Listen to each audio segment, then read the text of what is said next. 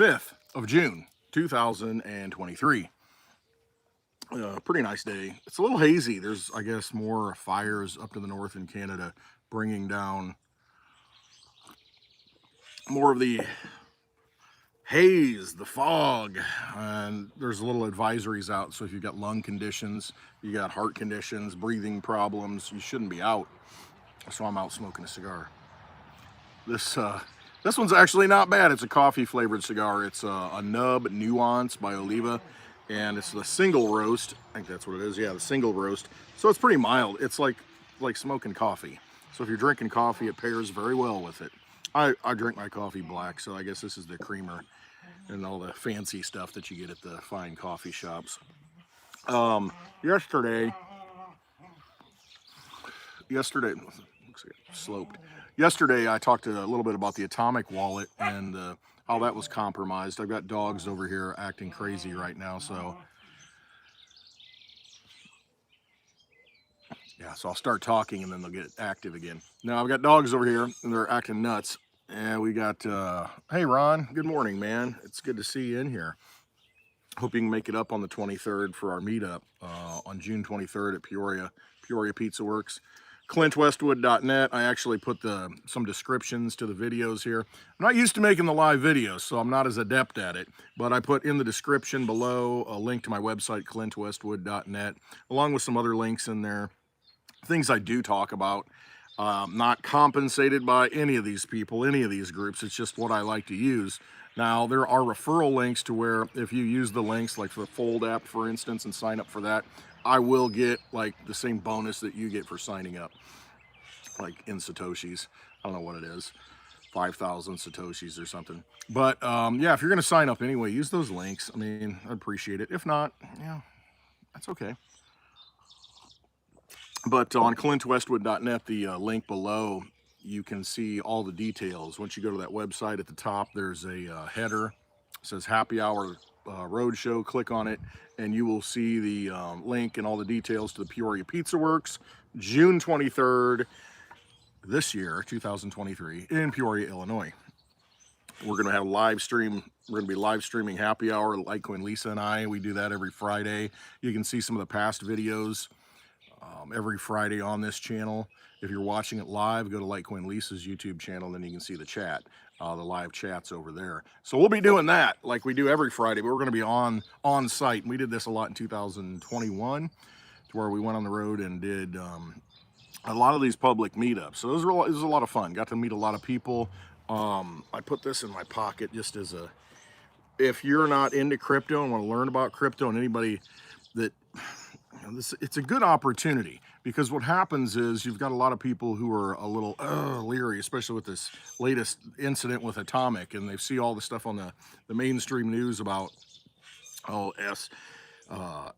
FTX, Celsius, BlockFi, all these different companies, and they're just like, whoa, crap, I'm not getting into crypto. Well, that's not really crypto. Those are the crypto banks that took all your money. You deposited your crypto in there, didn't withdraw it. Now it's gone. But what we're going to teach people is how to possess that crypto and have the private keys to that crypto so you can access it, and only you can access it. And so anyway, what I do, I have these cards.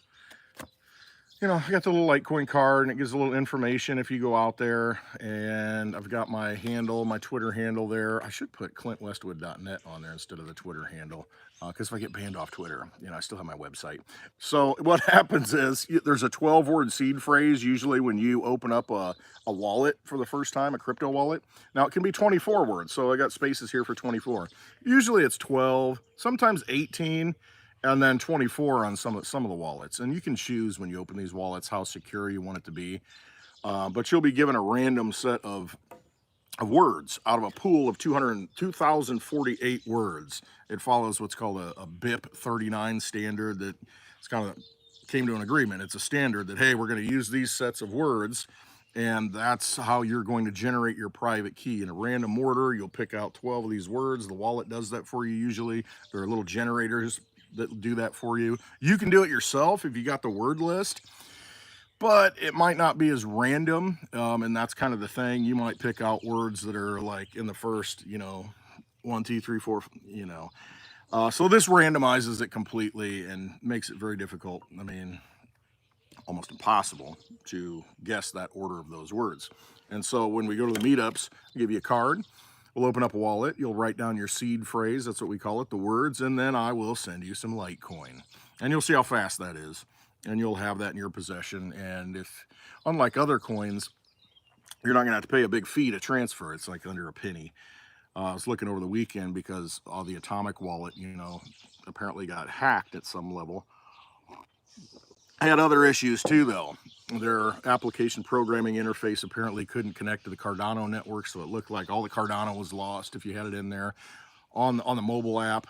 But if you installed it on a Windows desktop, the wallet, then you could see the Cardano. So they had all kinds of issues. But in the process, you know, I looked at it and I talked about it yesterday. I had a few of these, oh man, tokens on the Ethereum network that I've had forever. And they're ERC20 tokens. And essentially they're just, think of Ethereum like this big mall, and these are little shops on the mall. But every time you interact with the shop or you want to move something from the shop, the mall takes a fee, and that's called Ethereum.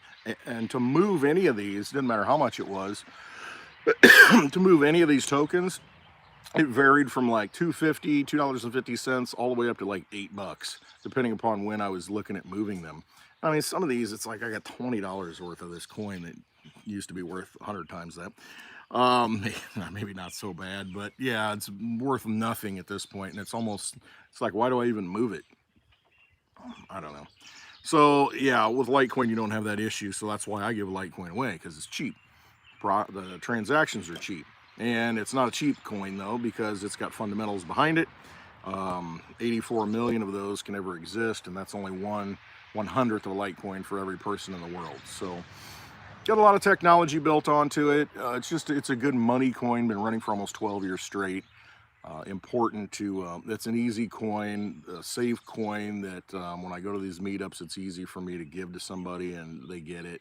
They can do the math, makes sense to them. No fees that are going to kill them if they want to move it into something else, which is their, you know, they can do whatever they want at that point. I'm giving it to you, you know, it's yours, you know, you have the possession. So anyway, get to that meetup. June 23rd, 2023 in Peoria, Illinois. Go to clintwestwood.net, click the link at the top, the big one, happy hour, and you will see all the details. Good time, good time, good time, good time. Get to one of these meetups. This one's a good one. All right. Before I let this go out, my coffee cigar, that's basically what it is. It's that coffee flavored cigar.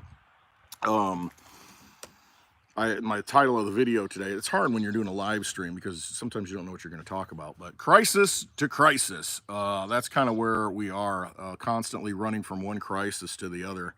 I saw over the weekend, there was speculation, Washington, D.C., we had a flyby. It was, you know, is this plane dangerous? What is this plane flying, you know, over Washington, D.C. and the pattern that it made? And this is one of those, oh crap, what is this? And so some fighter aircraft were mobilized, and we don't know if it shot the thing down. They say the plane crashed into a mountain. There was a sonic boom heard from the aircraft going through Washington. Somebody said they heard a massive, you know, other rumbles and booms. So it's hard to say. We're not going to get the truth. But you know, apparently there was a plane that was unidentified flying over the nation's capital, and it crashed and burned. Was it shot down or not? Who knows? But also, we had in what do they call it? The Straits of Taiwan, the Taiwan Straits. I'm not sure exactly what it is, off of China, between China and Taiwan. Everybody's upset in the U.S. defense, you know, circles and corridors that a Chinese boat, you know, came by a destroyer, an American destroyer, and taunted, or what was the word that they used? I don't know, inciting or doing something. Came within 150 yards of it. And I'm thinking, okay, reverse the situation a little bit. We didn't like it when the Russians had stuff in Cuba, did we? I'm gonna start a world war. So what makes us think that they're not going to get ticked off by having our ships over there, you know, close to China? And it's not like it was provoked. That's what it was, trying to provoke things. Well, I mean, the provocation is the fact that you're there already, you know, near them. So, I mean, if you've got Chinese ships off the, you know, cruising around in the Caribbean, what do you think is going to happen? I don't know. There's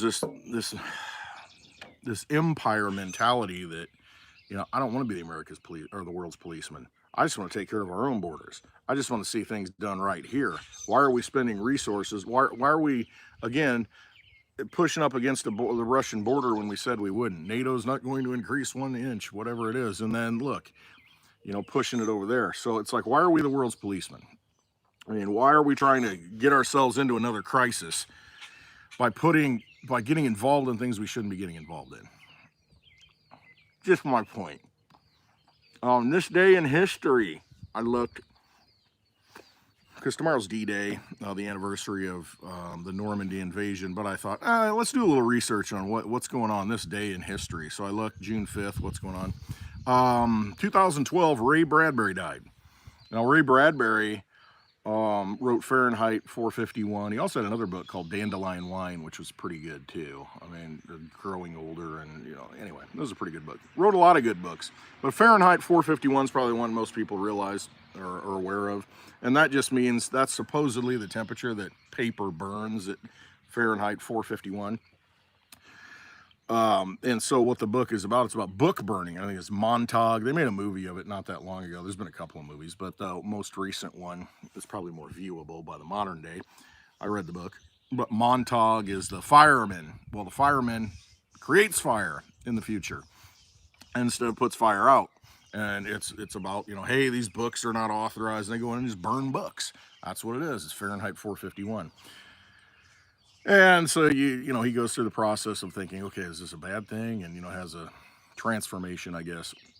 It's a pretty good book if you haven't read it, Fahrenheit 451. But Ray Bradbury, I had a professor, I went to Eureka College. And speaking of which, today in 2004, Ronald Reagan died, who went to Eureka College. So here's the connection. No coincidences, right? I had a professor at Eureka College, an English professor, and he built up and had a pretty good relationship with Ray Bradbury toward, you know, back in the 90s, I guess you could say. And he had Ray Bradbury come speak at Eureka College at one point. And so they built a good intellectual relationship. And it's pretty cool, you know. It's like, hey, this professor's gotten to be good buddies with Ray Bradbury. So he was heavy on some of the Ray Bradbury stuff. You know, that professor is probably the best professor I've ever had, one of the greatest men I've ever known. Very, very good guy, that professor. Really liked him. People make an impact. I mean, you know, if you've got, there's so much to be said about mentoring, and, you know, you learn and you don't realize it. You pick up on the habits of other people, your parents, the people you hang around with. That's what they say, birds of a feather flock together. Well, that's kind of the inverse, maybe a little bit, but you take on those characteristics of those people you're around, because you kind of form those habits and you get in that mindset. And it's important to surround yourself with people who are going to be positive, I think. They're going to have a good impact on you rather than a negative impact on you. And, you know, he's a guy that definitely had a very positive impact on me. Just a really good dude. You know, we had, I remember a fellow English major. We got together and just said, because it was big on independent study. I had a few independent studies. I mean, you're working right with the professor, going into this stuff in depth, and it's pretty cool that you've got that one-on-one ability, that get in somebody's mind, you know, full professors, rather than going to a big university. You know, you got a teaching assistant or something that glorified high school almost. So it was a good experience that I had at Eureka College, small liberal arts college.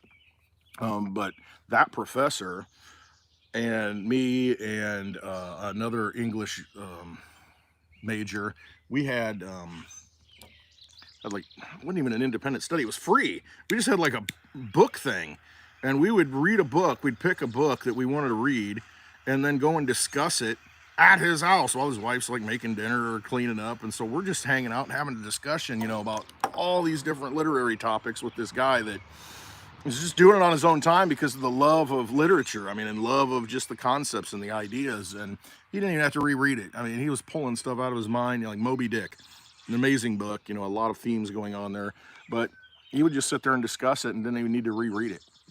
He knew the material so well. And so we'd pick different books every week or month, whatever it was, depending on how long the book was, and able to sit at his like dining room table and just hanging out and talking about this stuff. it's nice to see. It reminds me of like the doctor that used to come to your house with the little black bag, you know.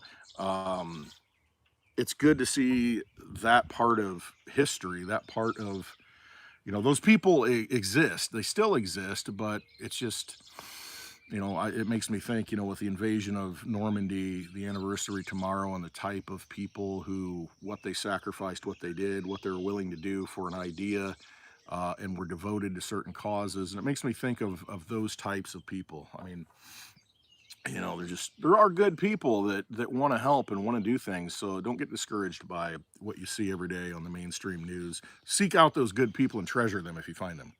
And he was a treasure, Dr. Logsdon. They're it's just, can't let these bad things get us down. Can't let the crisis, you know, you know, crisis to crisis. That's all they want to do. And it's like, okay, what's the next thing we got to worry about? Constantly where they want to have us. We're going to get a ship blown up. We're going to get an aircraft flying into the Capitol. Is this going to happen? Is that going to happen? And instead of that, it's just worrying about and reacting to these things. And all that does is get us fomenting and upset and worried about, okay, what needs to happen? And that's the way they play the game. It's problem, reaction, solution. Hi, Silver Gem. I'm going to bring up the chat here on this iPad here so I can see it. It's hard to see. It's on the smaller screen there. But I'll do that and see if anybody's making comments that I should respond to. But all right, we got 7 people watching. Cool. All right, let me shut that down. So yeah, thanks for being in here. I appreciate it. I'm gonna try and do these things since it's nice out, summertime, in the mornings, and just have a little chat rather than doing the recorded thing. I kind of like the interaction. It's I don't know, I just want to be here. Some people need that. Yeah, good morning, Johnny Midas, JB. Good to see you in here, Silver Gem. Of course, Daddy O in the house. Carol F. Howdy. Yeah, surround yourself with good people. I love it. You know, all of you are good people that come in here. You know, hit that thumbs up. I'm going to hit the thumbs up. Boom. It looks like most of you have already. Thank you. I appreciate that. Laughing cup of coffee. I lost my train of thought. I really did. The crisis to crisis thing. Oh yeah, problem, reaction, solution. The Hegelian dialectic. That's what it's called. I think it's Hegel. It was the last name of the philosopher, I guess. I can't remember his first name. Friedrich, maybe? Hegel? I don't know. But the whole idea was you create a problem, and then everybody's like, oh my gosh, they react. Oh crap, you know, we got to do something about this. Oh, these buildings fell down, you know. Anyway.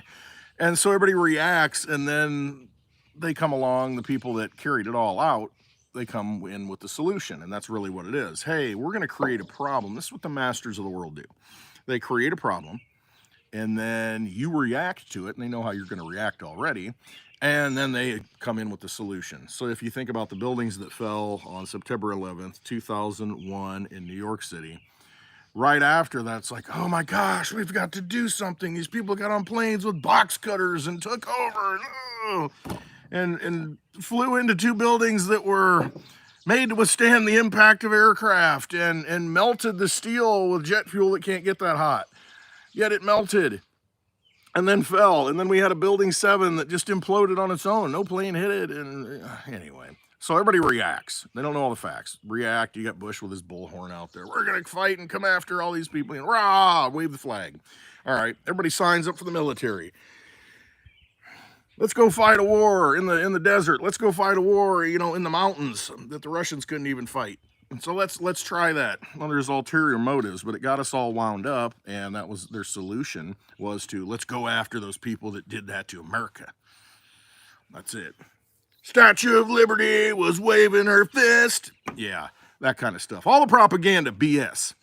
That's what you get, but they knew how people would react. And then they usher in the Patriot Act. They're like, oh man, all of a sudden, poof, they've got this Patriot Act. Oh, ready to go. Command, control, surveillance. Just happened to, you know, be ready to go. Didn't see it coming. Yeah, right. If you look back, it was all planned out. They knew it was coming. They wanted it to happen. It's like World War II. They wanted to provoke the Japanese to do something. And once they did, it's like, oh, we got to declare war. America didn't want to get in the war before. Nope, don't want any part of it. It's Europe's problem, not getting involved. Well, then you got then you got the Japanese flying over and bombing Pearl Harbor, and then all of a sudden, oh, they killed Americans, killed Americans, those dirty, rotten, and then so immediately you get into war.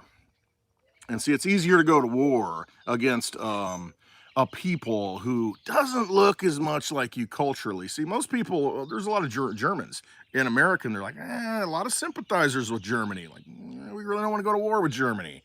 But the Japanese, oh yeah, they come over, and what do? All the Japanese Americans, like real Americans, they're Americans who have Japanese descent. FDR locks them up in internment camps. So it's much easier because they didn't look like most Americans, so they just prey on your emotion. They try and get you to the point where you're going to do things that are irrational and participate in irrational behavior. And that's what they do. They create the problem and you react irrationally, and then they give you a false solution that benefits their agenda. And that's exactly how things work. And it's no different than what happened in the last few years. Oh my gosh, we've got this major crisis, this problem, the sickness that's spreading. By the way, today is the anniversary also. I saw June 5th, 1981. It was the first identified AIDS case, to where, oh my gosh, this is, they started really identifying that, okay, this is something. This is AIDS, the first. So kind of ironic, and that going into what we just experienced the last few years. Why is Magic Johnson still alive if this stuff's so deadly? Makes you wonder, right? All right, so the last few years, you had this crisis, this medical crisis, this pandemic, this problem. And so what did they do? Think about it this way. If you're the world leaders and you realize you're headed for global economic collapse and depression, what do? We realize everything's going to slow down. We're going into a depression. What do? Well, how about we have a way to shut businesses down and have the excuse to shut businesses down while also, keeping that economic patient on life support and trying to just muddle through. All right, I'm simplifying it, but it's kind of what happened. You had transportation slowing down, the shipping slowing down, and this is already kind of happening anyway. And then you have businesses being put out of business. Everybody stay home. Let's slow down the economic activity, but let's print and create trillions of dollars and then choose the industries where we want it to go, those that kind of follow lockstep with our policy. Feed the medical industrial complex, feed the educational system that is completely corrupt from the top down. Dogs running around, about to make a bunch of noise.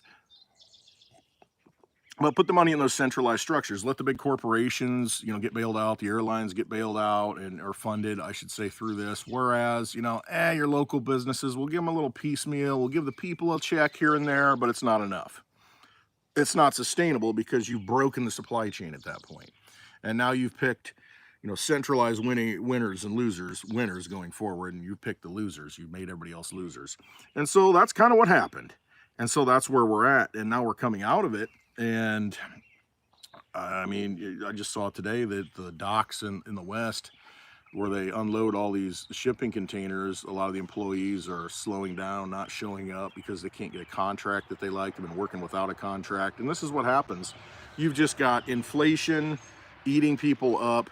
And it's multifaceted, because it's not just inflation, because you are kind of in a depression where things are slowing down. So you would think, okay, the price of things are going to slow down, right? Well, if they keep printing money, does it slow down?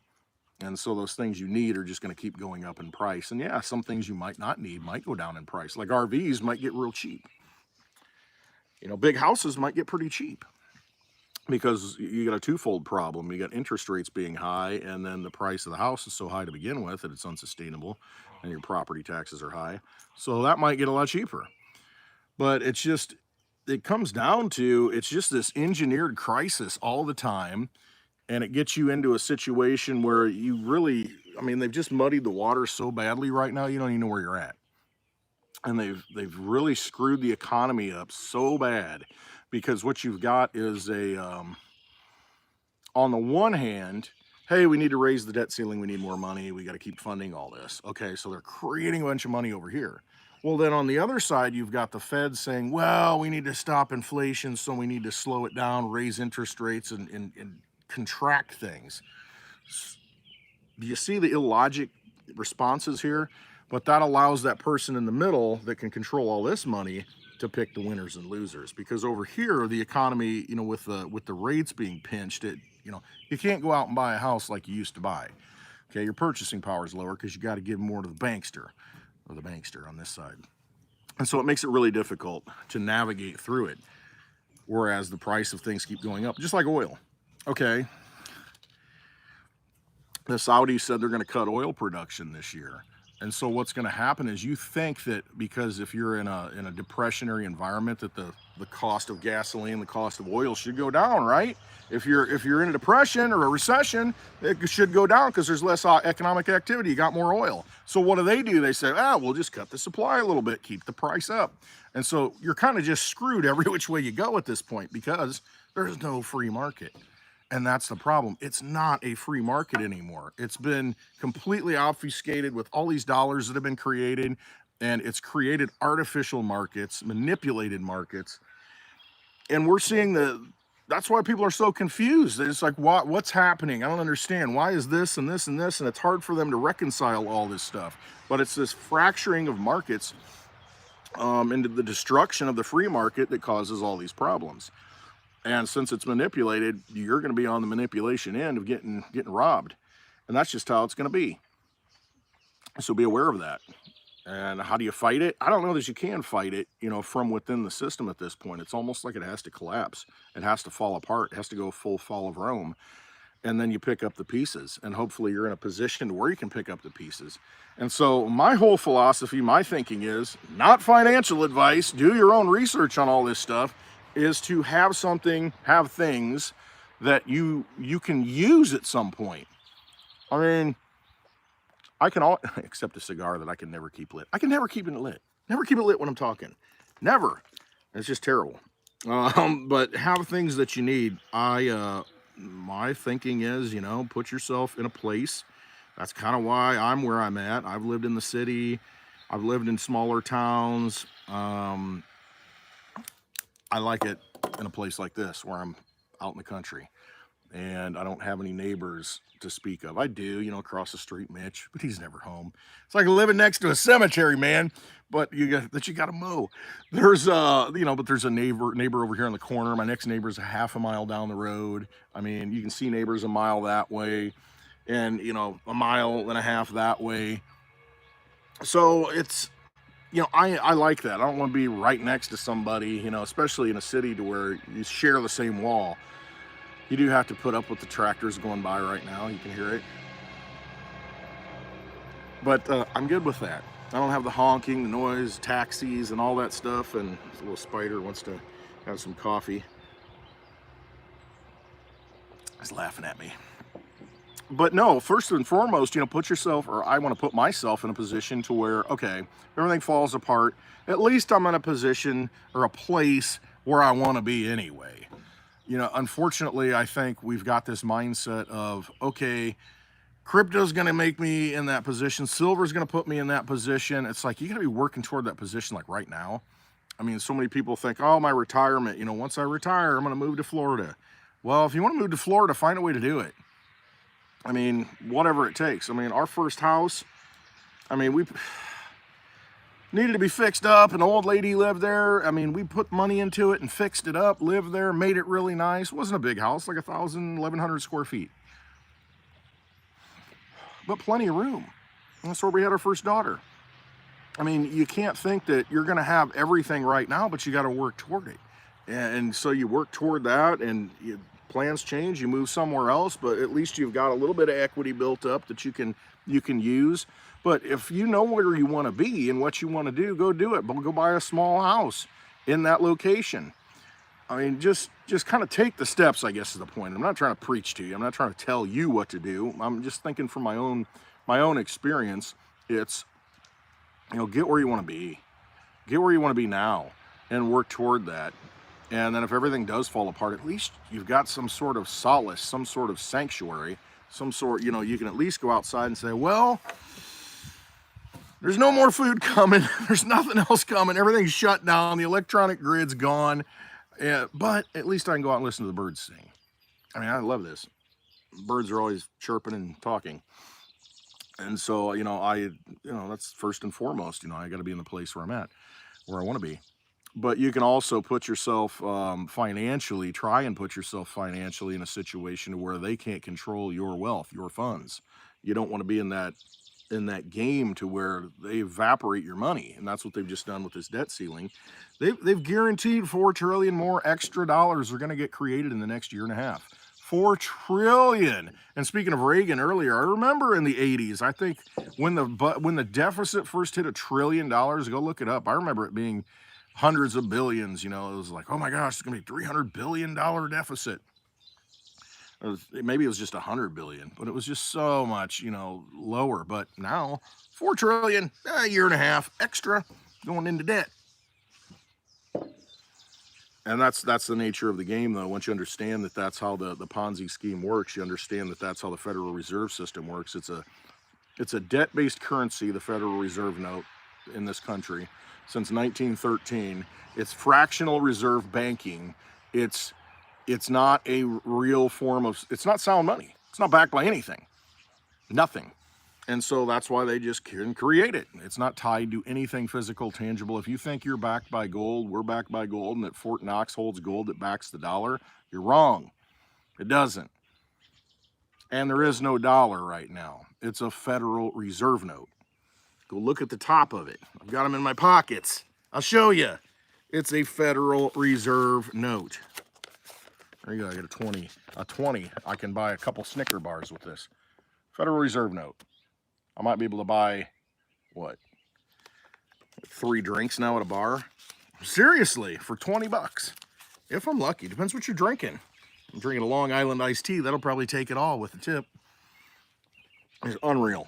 But that's inflation. They just keep creating more and more money because they got to cover the existing debt. Every dollar moved into circulation has debt attached to it. Well, where's that debt come from? How do you pay that debt back? You got to create more dollars. Well, there's more debt attached to that dollar, and so on and so on and so on. And pretty soon you got all this debt that you can't ever erase. And that's the system that we're in. It's just this big giant Ponzi scheme. And once in a while you have a debt ceiling crisis. Once again, another crisis to worry about. And they try and scare you. And oh my gosh, everything's going to fall apart if we don't get this passed. And that's just it. Just keep you on the edge all the time, keep you worried all the time. Meanwhile, your way of life is getting eroded. All those things that people fought for, 80 years ago now, on D-Day, the anniversary tomorrow, the ideals that were being fought for then, what are we fighting for now? What are we living for now? What are we doing?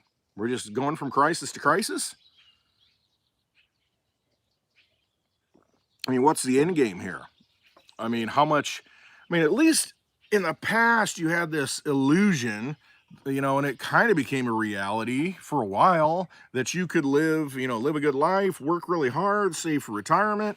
Your wife didn't have to work. You could produce enough, raise your kids, you could send them to college even, if you were middle class. And you had a retirement and you moved to Florida, or whatever, moved to Arizona. But you can't even do that now. There's not even that promise of doing that. And I don't even think generations after me, I don't even think that they think that that's possible. I really don't. And I don't know that it is possible using the current tools that they've given us. I just don't see it. Unless you've got some help from somebody or you get rich quick, or, and I think that's the allure of a lot of these cryptos that pump, is because it's like, hey man, that's my lotto ticket. That's my way out. If I can hit one of them, I'm good. And you'll hear the story once in a while of somebody that, invested in this coin. I put $1,000 in this and boom, I made $1 million, it went 1,000x or 100x, whatever. And good, but those are rare. That's not the way it usually goes.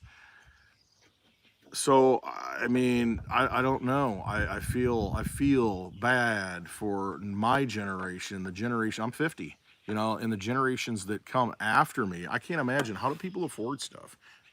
You know, what they're getting paid. Minimum wage here in Illinois is $13 an hour. How does that, what can you do with that? And minimum wage is a joke anyway, because if employers need you, they're going to pay you more. And I mean, that's just how it is. The problem is with minimum wage, you might be paying somebody that, you know, it's like a $5 job. You know, it's not a big deal. It's like something I can hire my 9-year-old to do. Why am I paying you 13 bucks an hour to do that? Not that, I guess if you work at McDonald's, you can be 9. They just had a lawsuit or an incident there. But no, it's not the best of example. But I mean, the market, again, will decide if you let it decide if it were a true free market. Because if I need somebody to help me and nobody wants to do it, here's an example.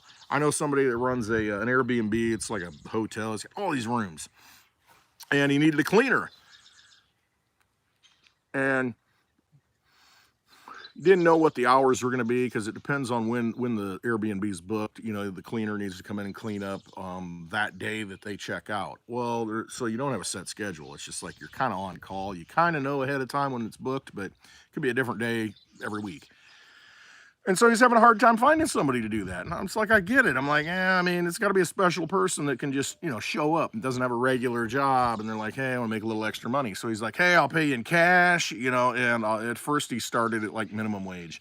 And he ended up being like 25 bucks an hour before he finally found somebody. Because it's like, I need somebody to do this, you know, and I know I'm making this. And okay, the math works because I got to get the job done. And so that's kind of how things work. That's how they should work. The market will decide what something's worth, what the value is.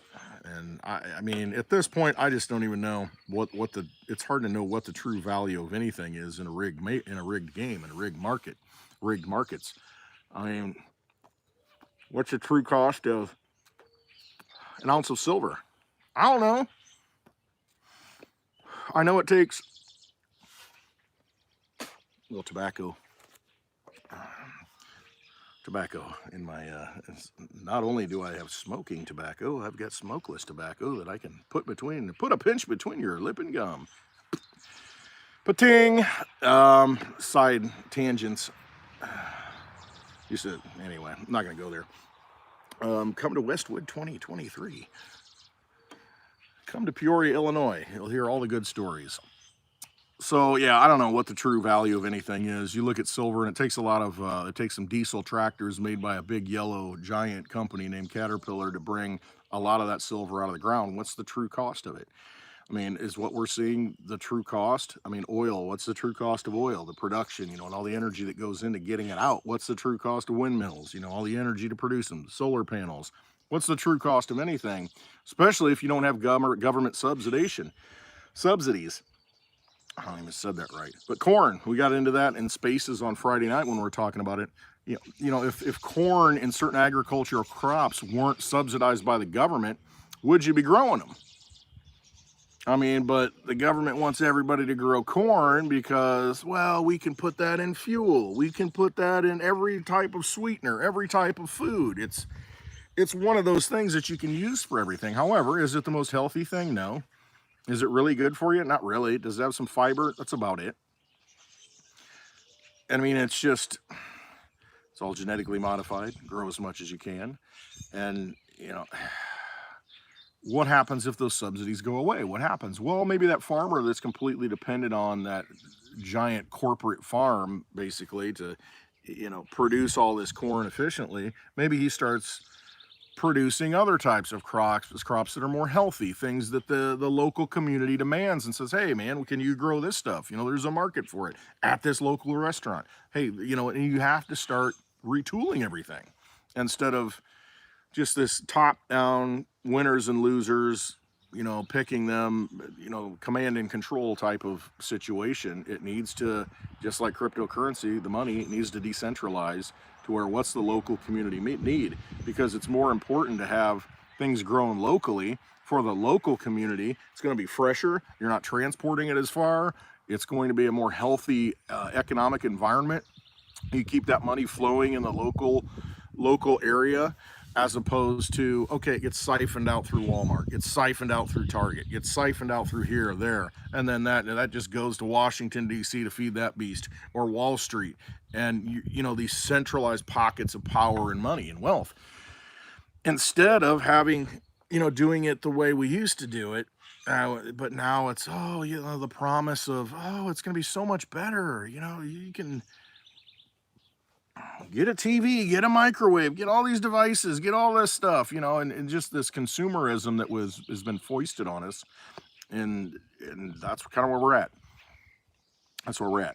And so I'm ranting about it a little bit, but it's true. And we got to rethink how we do things. We got to rethink, do we want to be just led from this crisis to the next crisis? And then pretty soon we wake up and say, what the heck did I even do with my life? Worked my whole life for nothing. What did I get out of it? I served this empire that was dying the whole time, and they did nothing for me. They took everything I had. So that's what Rome does. They'll end up taking all your lands, you know, at some point, all the church lands, or, you know, they're gonna, you know, go and grab everything they can. You know, all the generals will take your property. Just, they'll get desperate at some point. So we got to realize that and start building stronger local communities, I think, and start taking the money into our possession and decentralizing that money. And you've got tools to do it. That's what it comes down to. I mean, these cryptocurrencies, these solid ones are good.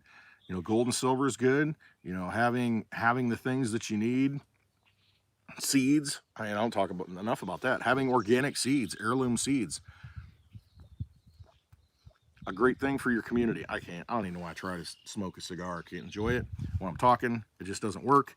But local, you know, have local seed banks. And so, you know, if you had a bunch of people who save their heirloom seeds every year and then had like a little farmer's market for it or something like that, or just know that person. And then that way you can maintain your food supply from season to season rather than being dependent. You look at these big farms and they go to all these, you know, seed growers and they buy the seeds from them. Well, you're getting God knows what genetically modified thing in those seeds. Oh, but they grow. Trust me. I mean, we haven't had water in a while. We're kind of entering a little bit of a mild drought situation around here, but I guarantee that corn is going to keep growing. I mean, it's so bred to survive droughts, flood. I mean, everything. It's just unreal. I mean, you plant it in the ground, it's going to grow. And then you try and grow organic corn, and it's like, you know, this stalk's shorter than that stalk. It's not uniform. And it's like, but that's nature. It's just like people. I mean, we're all going to be different. But, you know, when it's lab grown, it's all very uniform, all looks the same. It's on the money, baby. Just important to realize where you want to be, where you want this world to go, know what it is, use the tools to get there, and try and build those communities and get around those people who are like-minded, and just not be a part of feeding, you know, an old way of thinking that doesn't work, because it is kind of getting to be an old way of thinking, this whole dollar-based system, this Federal Reserve note system. It's run its course, and we're watching it fall apart. We're watching it right now, watching the transition. So I guess I'll end it on trust yourself. You know, listen to that voice inside of you, that feeling of your, you know, knowing what to do, and trust it. Don't listen to the people that are telling you otherwise, and get to Peoria if you can on June 23rd, because you're going to find like-minded people. You're going to find people with a different mindset than just minding up robots going through and following the motions and looking, oh, did you see what happened? Oh my gosh, you know, that this happened and that happened, and you know, look at that crisis. How do we react? Let's wait for the news and the president to tell us what to do. I mean, don't be that person anymore. They've lied to you and lied to you and lied to you and lied to you your whole life. What makes you think that it's going to be any different going forward? It's not. It's not going to be any different. We're going to keep doing the same things. So quit listening to it. Start listening to yourself. Get yourself around good people. Come to Peoria, Illinois. It's free admission. It doesn't cost you anything. And when you go, we're going to open up a wallet. They'll send you some Litecoin. Write down your seed phrase. You are your own bank. You got your private key. That's yours, baby. Send you some Litecoin. Be good to go. So, all right. Yeah, solution talk, not just problem talk. Exactly. What do we do to fix things? I mean, you know, let's envision the world that we want to be in, and how we want things to go, and start doing it at a local level, a grassroots level. because you can have an impact on that person right next to you more than you can on a president or a governor or even your representative. I mean, you know, if you feel compelled to run for the school board or the county board, go do it. I mean, it doesn't take that many votes. I mean, it really doesn't. Just talk a message of truth and people are going to resonate. I'll vote for you. I mean, I just, you know, I don't want to do it. I could do it. It's not for me. I'd help anybody that I could, you know, that would do that. But just, if you got the tools to do something, do it.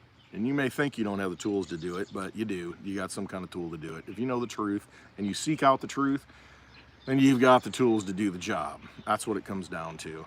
So, you know, don't be that person who looks back and says that, man, I wish I would have done something. You know, I could have done something, but I didn't do something. You know, don't be that person and live a life of regret. You know, that's not the way to live. So just take a step and do something. You know, if it feels right, trust yourself and know that it's going to turn out the right way. All right. Hope you have a wonderful Monday, a wonderful week. I love you all. Thank you for watching. Always trust yourselves. All right. Maybe we'll do this again tomorrow. All right. Thanks for watching.